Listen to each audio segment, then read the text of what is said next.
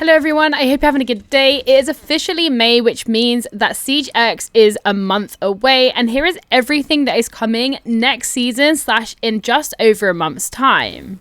A really quick overview before we dive into all of the content. We've got the Clash rework / remaster coming. We've got 5 reworked maps. We've got a new map. We've got a new game mode. We've got visual upgrades. We've got sound upgrades. We'll also should get the return of Bravo packs and a whole new Bravo pack collection. There is so much coming next season. Some operators are being buffed, like Capan, for example. But let's dive into it. If you don't already subscribe, I would really appreciate a sub. But yeah, let's dive into everything that's coming in just over a month's time.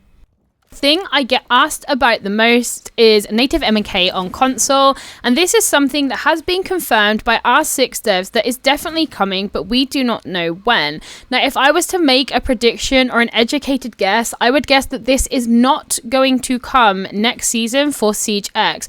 I think there's so much content coming to the season next season that then also having native M&K on console be introduced on the same season, it would just open up the door to so many bugs potentially and so many different issues and put too much strain on the season. So I think they will release Siege X next season, and once Siege X has been released and been out for a few months, I think we will then see native M&K come on console in year 10 season 3.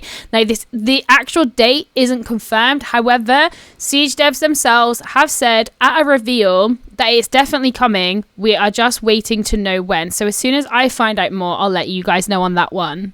One of the biggest introductions we are getting next season is Dual Front, which is the new 6v6 game mode.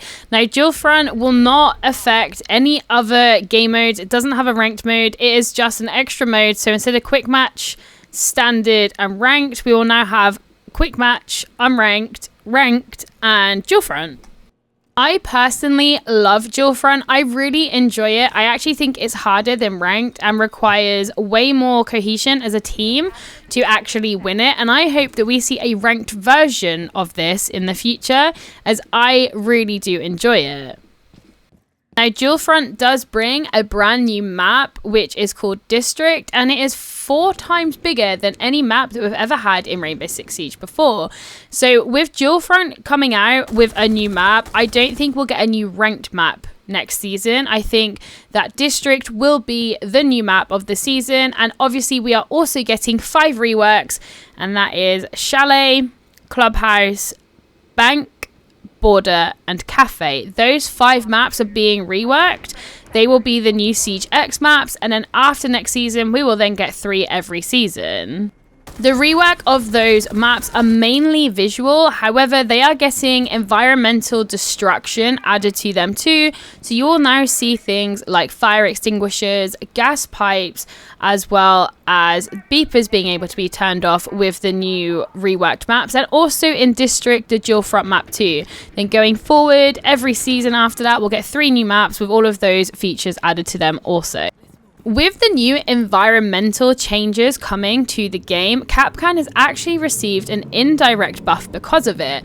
Capan can now technically eliminate anybody of any armor and any speed with just 1 Capan trap, which means Capan could technically get an ace now with just his traps alone. But in the new season, with the gas pipes, if they are next to any entry points, whether it's a window or a door, and Capan puts a trap on that window or door, and somebody walks through, it doesn't matter what armor they are, they will be taken out with that 1 Capan trap, because the damage that the explosive pipe does is so much more than a single Capan trap.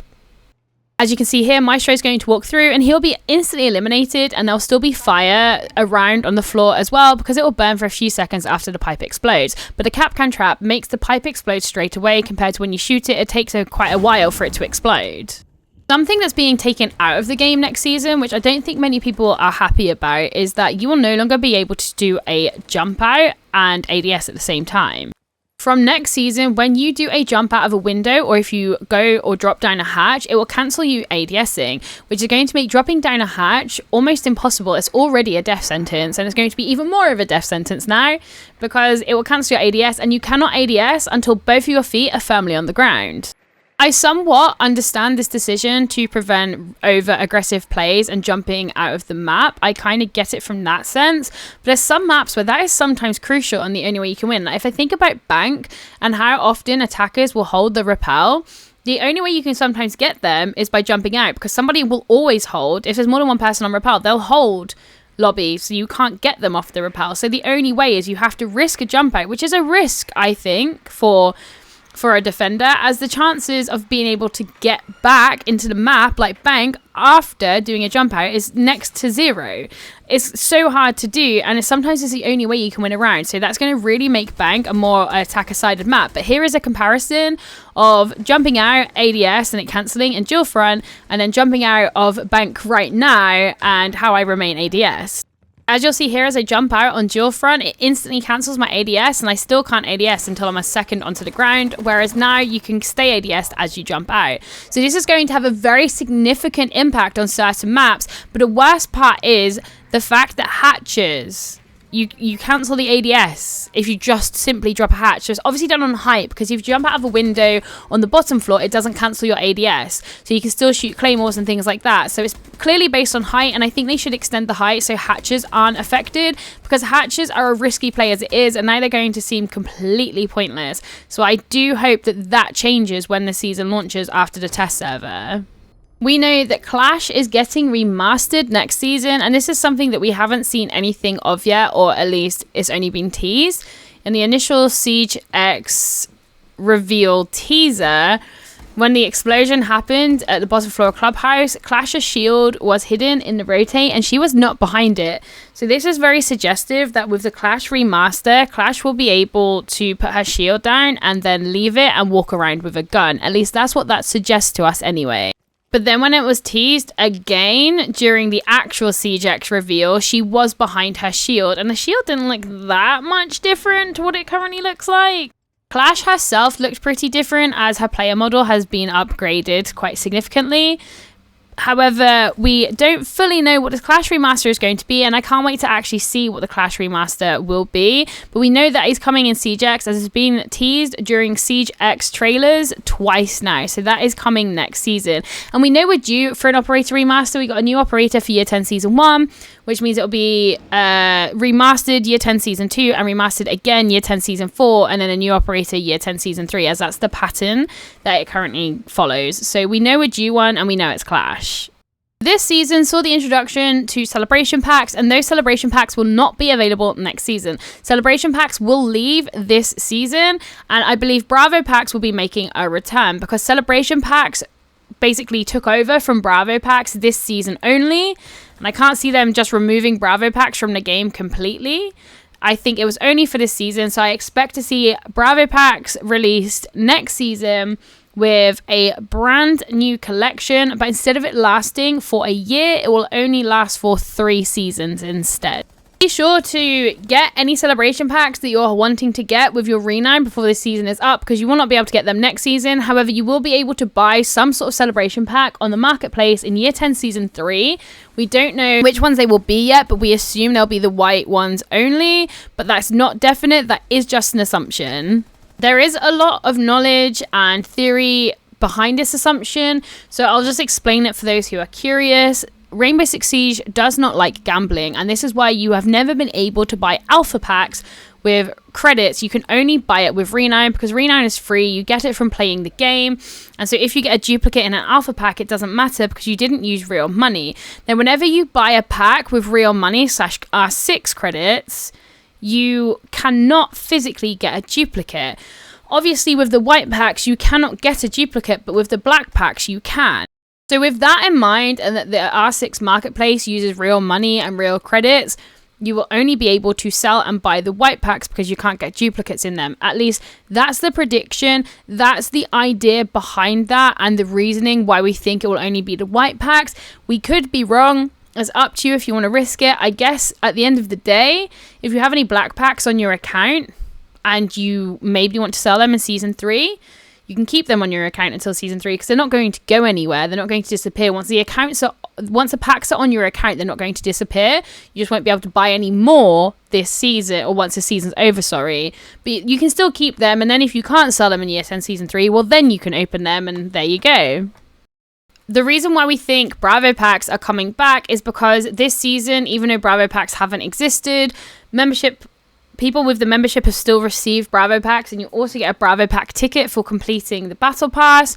So the assumption is that Bravo packs are still going to be here, just not this season, and they'll be coming back next season. Obviously, we normally get a full new set of stuff in a Bravo pack every year, but this year started this season and we didn't have Bravo packs. So in year 10 season 2, we expect to see a whole new collection. But because they normally only last a year, I expect this collection to only last 3 seasons and be smaller than previous collections. One thing that I am really hoping for is a different type of black eyes. I've mentioned this multiple times before, and I'm sure people are sick of hearing people say this, but there is truth in what we say. Alpha pack openings are now boring, and it's unfortunate because they used to be so fun, but all people actually care about is black ice. It's funny, there's I just got a black ice on the screen there. So when you've played for so long and you own all of the black ices, alpha pack openings are boring, and no matter how many times I sell all of my black ices, I then get them back again, and it's just like yay, like I'm so over black ice. It's been out for so long. So I'd like to see a new version, ideally like a blood ice. Siege X themed as red. It'd be cool to get like a red black ice or blood ice, whatever you want to call it, as it'd bring back a lot of excitement to packs. And that's exactly what Celebration Packs done. Opening Celebration Packs has been so exciting because there's cool skins in there, multiple cool skins in there that people want. And so every time you open one, I'm like, oh, am I going to get it? I'm getting Obsidian. Am I going to get... I don't think Ryoku's in there, is it? No, it's not. Am I going to get Obsidian? Am I going to get Onami? Am I going to get Blue Nebula if it's in there? Like, skins that people actually want and are still got a lot of hype around them because they've not been easily accessible. But I feel like this is more copium than something that's likely to happen. I'm saying more, it would be cool if it did happen. But do I think it will happen? Not yet. Do I think it'll happen eventually? Yes. I feel like every time I see devs, I ask them about it. And I feel like eventually it will happen. But do I think it's happening yet? Probably not. Obviously, with the new season, we're also getting a massive audio change where audio is being updated to be so much better. And I feel like no one's really got to experience this yet because the dual front beta was very buggy, and the audio you heard on the dual front beta, if you played it, is not the audio that I have heard playing Siege X multiple times, especially on LAN. The audio coming in Siege X is so good. At the moment, you know if somebody is on the vertical, but sometimes it's hard to tell if they're above you or below you. Siege X audio makes it so obvious if they're above or below you. If they shoot a bullet, you can tell if they're in a small room, if they're in a big open room. You'll be able to tell where somebody is purely based on sound instead of having to rely on cams or anything else. It's going to make solo queue actually a lot easier with this audio update, because if you teach yourself the new audio, you will just know where someone is without having to rely on callouts. Although callouts will still be so crucial, the audio is really going to help you, is more the point I'm trying to make. Do you think the new audio is going to take a while for some people to get used to it? It's not like stunning and so good straight away because it's so different. It will take some getting used to it. However, once you're used to it, I think that some people who are already got good audio knowledge are going to be absolute demons in the new season. And I think this is like most of what's coming out next season. I've probably missed out some things here and there, and we also haven't had everything confirmed to us to be coming out yet too. So this is everything we know that's coming out. Maybe missing a few things because apparently I'm really forgetful today. I'm so sorry. But with the Reload event in Brazil happening in a couple of weeks' time, I expect there to be a test server in, I think, 3 weeks' time, roughly.